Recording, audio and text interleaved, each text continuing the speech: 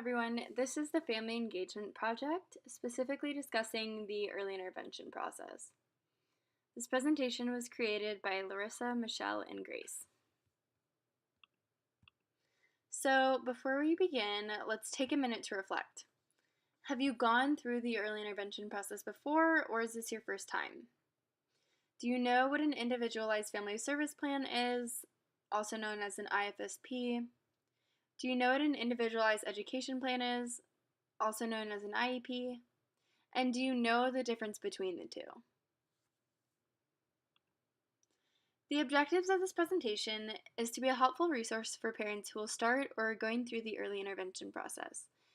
At the end of this presentation, you'll know more about the steps of the early intervention process, transition from IFSP to IEP, and you'll know more about strategies and resources that are available for families. So why is the topic so important? It's important as a parent or caregiver to understand the details of the early intervention process because it can be overwhelming with a lot of information for you to know.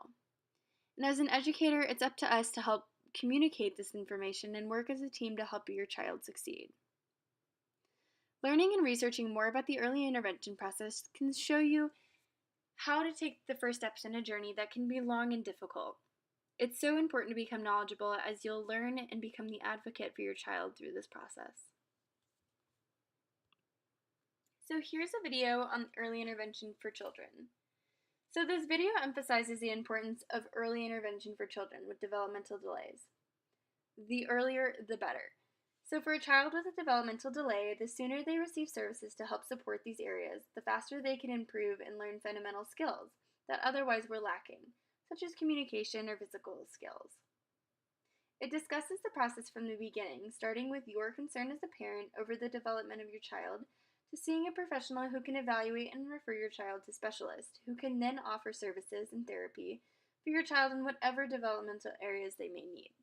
So let's take a look at the video.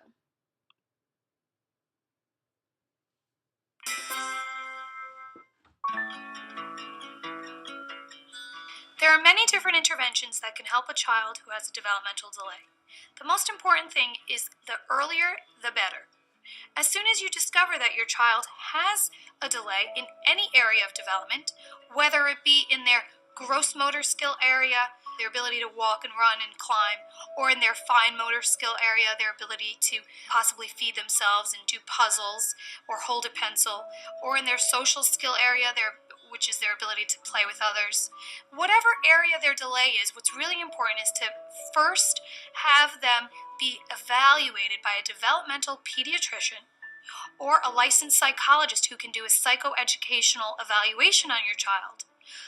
After that is completed, those licensed professionals, either a developmental pediatrician or a psychologist, can assess what delays your child may have and refer you to the appropriate therapists who can then evaluate that domain of development and then treat those specific delays.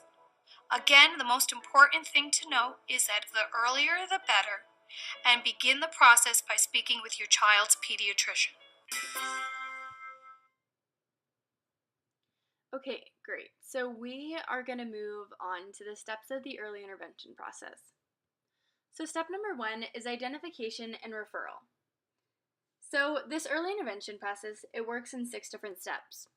So for identification and referral, this is where any person with a concern for the development of a known child, such as a parent, professional, family member, or anyone else who's close with the child, can refer the child to be evaluated by a team from the Arizona Early Intervention Program through DES or recommend visiting a pediatrician. So step number 2 is parental consent. So after the referral stage, you as a parent must accept and sign that you allow the evaluations and services. You may decline your consent at any time. So step number 3, assessment. After the steps above, your child will start the evaluations or assessments to see where your child is developmentally. And then from there, you'll move on to step 4, which is the Individualized Family Service Plan, also known as IFSP. If the evaluations show that your child has met the requirements for the services and will become eligible, an IFSP team will then meet to identify and write up goals that are important for your child to work on. This team consists of a service coordinator from the Arizona Early Intervention Program and any licensed professionals involved in the screening of your child, such as a speech therapist, occupational therapist, or psychologist. As a parent or guardian, you'll also be an important part of this team. It's important to note that an IFSP is enacted in a home setting before the child is old enough to attend school. The goals and objectives determined will be worked on at home with an emphasis on family involvement. So step number 5, an IFSP review. So after finalizing the IFSP, it's required that you meet every 6 months to review it and make changes if necessary. If you feel the need to make a change before that 6 months, you can call and schedule a meeting at any time. So number 6, the transition. This happens a little bit before your child's 3rd birthday. So an IFSP will go from birth to 3 years old. And then you'll move on to the IEP plan, which will support your child from ages 3 all the way up to 21. So this meeting determines if your child still needs services or if they can transition out of services. So if it's determined that they'll need services, the IFSP will transition into an individualized education plan, or an IEP. The IEP will be implemented in a school setting with an emphasis on academic learning and will be implemented by educators. So the transition from IFSP to IEP occurs before your child's 3rd birthday. This meeting is required to discuss upcoming plans, and the IEP will stay with the student from ages 3 all the way up until 21. So the key components to this transition is family involvement, preparations for the child, evaluation shared, and documents discussed with family are shared. So a meeting will be held no later than 90 days prior to your child turning 3, and during this meeting, the needs of your child will be discussed, and if the services provided need to be continued into their school years, then they will. So if it's determined through assessments and goals achieved from the IFSP that your child requires support through their transition into school, the IFSP will transition into an IEP, specifically created to service your child in a school environment.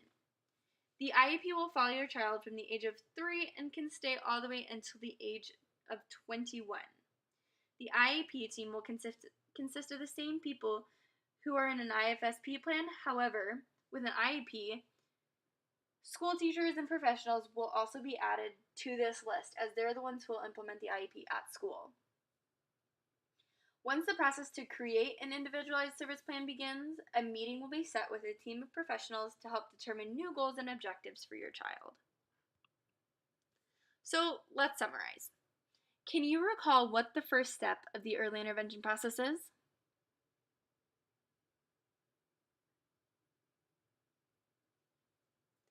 If you said identification and referral, you are correct.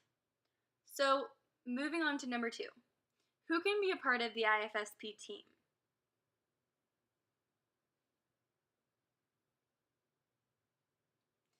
So for the IFSP team, that will involve the service coordinator from Arizona Early Intervention Program and any licensed professionals that are involved in the screening process. So a speech therapist, an occupational therapist, a psychologist.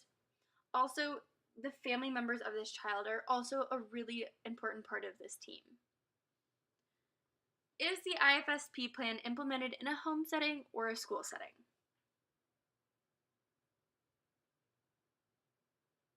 So the individualized family service plan will be implemented at your home because the child is not yet in school.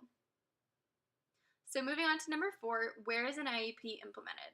A home setting or a school setting? So by the time the child is receiving an IEP, they will be in a school, so this IEP will be implemented in a school setting and will be implemented by educators.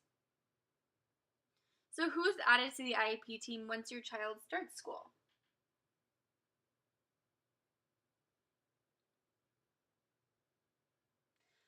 So your team will consist of all the same people that were in your IFSP plan, except you'll be adding school teachers and school professionals as well that will be working with your child in implementing the IEP in the school. So resources. So to access these resources, you click on this underlined link and that will bring you to the website or the article, but it'll bring you to the resource that we are discussing. So the Arizona Early Intervention Program. This website offers detailed information about the process, and it's where you can get a referral for your child to be evaluated by a licensed professional. It discusses policies, procedures, and legal aspects of early intervention process under IDEA.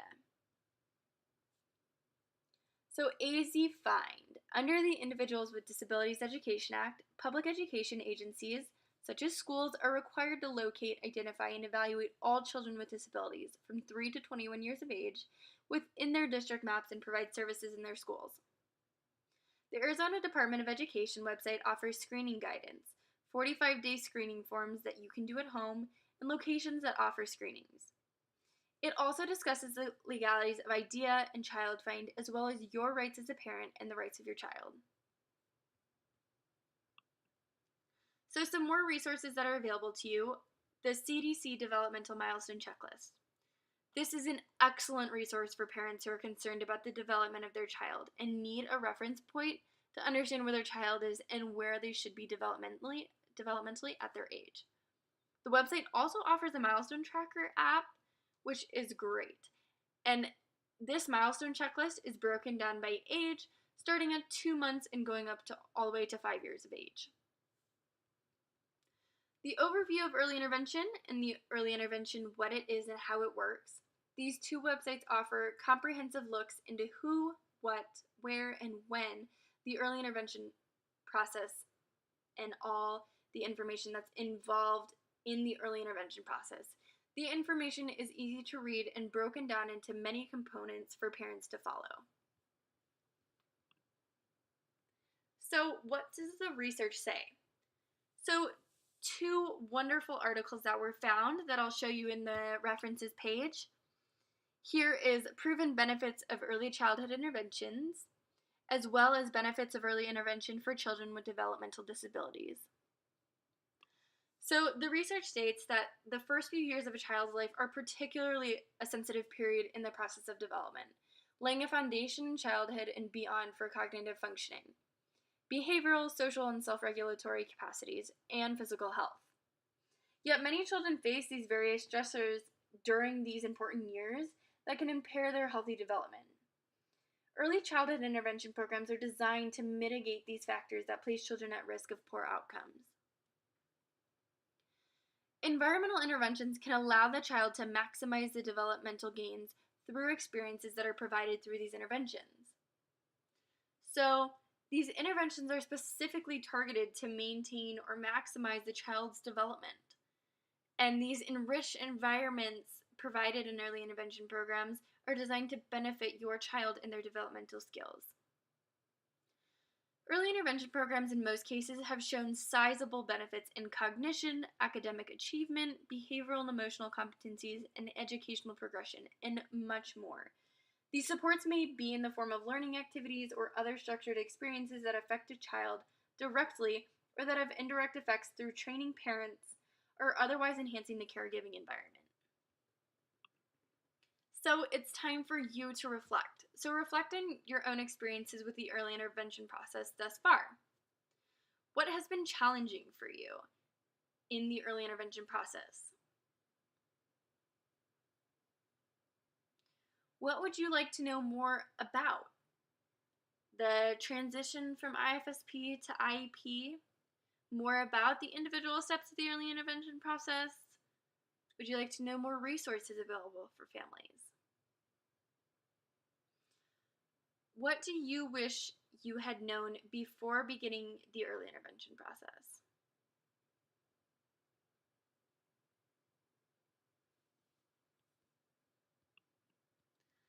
These are the references that we use throughout this presentation.